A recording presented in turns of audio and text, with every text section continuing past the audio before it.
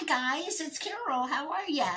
I want to tell you about a book I read. It's a cozy mystery, of course, and the author is Sarah Fox, Sarah with an H.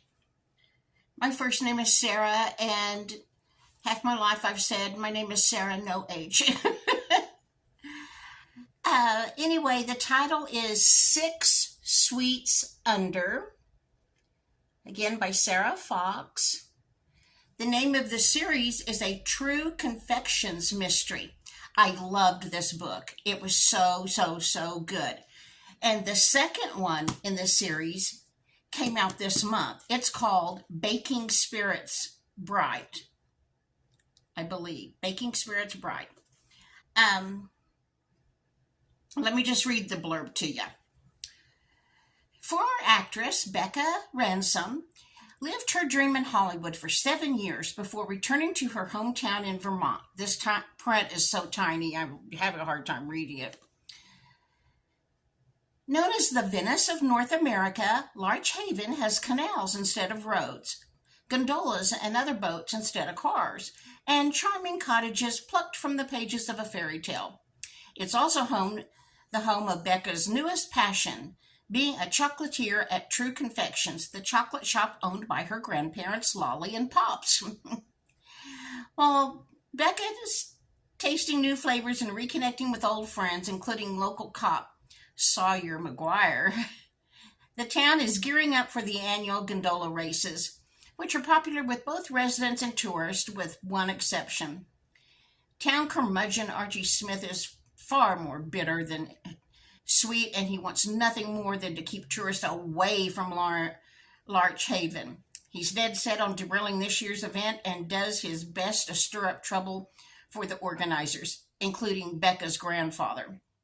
Following a heated argument with Pops, Archie is found floating face down in a canal, and Pops finds himself in hot water as one of the top suspects.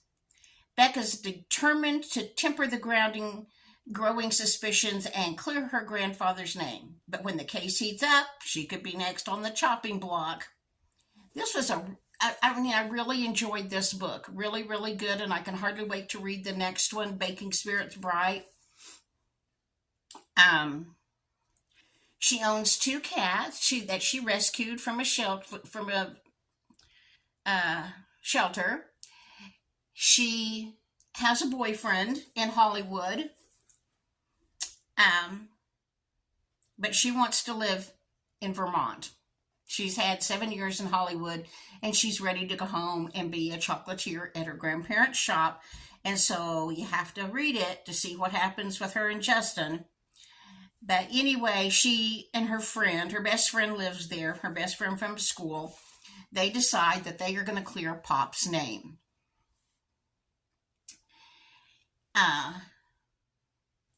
The local cop tries to discourage her, but you know how that goes in cozy mysteries.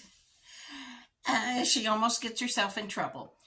Anyway, a really good read. I really enjoyed it. If you like cozy mysteries, Six Sweets, S-W-E-E-T-S, Under. And the next one is Baking Spirits Bright. I can hardly wait to read that one. I just can hardly wait. I hope my library has it any day now. Today, Taylor and I worked on aprons this afternoon. We had a time with the sewing machine. It's not the sewing machine, it's owner error, because I don't know what I'm doing. We had a hard time. When we would stitch, we stitched on some scrap fabric first before we ever touched an apron. When we would be through stitching and would lift the foot up and pull the fabric toward us, first of all, it would be extremely hard to pull, and then about 3 strings of thread would come out of the bobbin. We watched videos over and over about how to load the bobbin. We finally got it figured out, and my apron is all stitched up. I'll show it to you tomorrow. We got Taylor's apron all ironed and pinned and basted, so it's ready for her to sew next time she's here.